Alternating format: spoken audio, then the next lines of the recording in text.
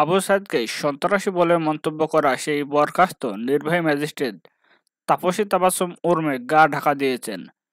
সাবেক কর্মস্থলসহ ময়মনসিংহে পরিবারের কাছেও খোঁজ নিয়ে কোথাও তার অবস্থান জানা যাচ্ছে না। মঙ্গলবার ৮ অক্টোবর দিনভর খোঁজ করেও তাপসী তাবাসসুম উর্মির কোনো অবস্থান জানা যায়নি। লালমনিরহাটের জেলা প্রশাসক ডিসি এইচ.এম. রকিব হায়দার বলেন, গত ৫ অক্টোবর রাত থেকে ম্যাজিস্ট্রেট তাপসী তাবাসসুম উর্মি লালমনিরহাটে নেই। তিনি এখন কোথায় আছেন তা আমাদের জানা নেই।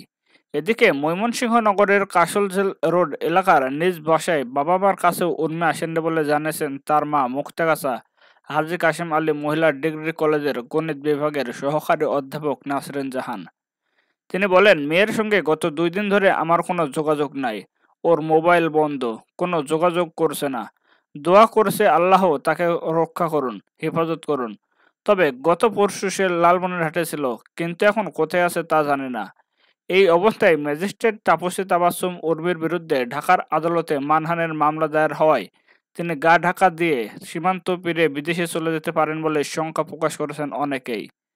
জানা যায়, তাপসী তাবাসসুম উর্মি ময়মনসিংহ বিভাগের নেত্রকোনা জেলার পূর্বধলা উপজেলার সদর ইউনিয়নের নসিপুর গ্রামের মোহাম্মদ ইসমাইল হোসেনের মেয়ে।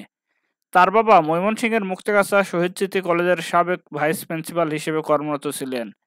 এছাড়াও তিনি ময়মনসিংহ নগরের ঐতিহ্যবাহী আনন্দমোহন বিশ্ববিদ্যালয় ও কলেজসহ বিভিন্ন সরকারি কলেজে শিক্ষকতা করেছেন। তবে বর্তমানে তিনি অবসর জীবনযাপন করছেন। তার মা নাসরিন জাহান বর্তমানে হাজী কাশেম আলী মহিলা ডিগ্রি কলেজ মুক্তাগাছায় গণিত বিভাগের সহকারী অধ্যাপক হিসেবে কর্মরত রয়েছেন।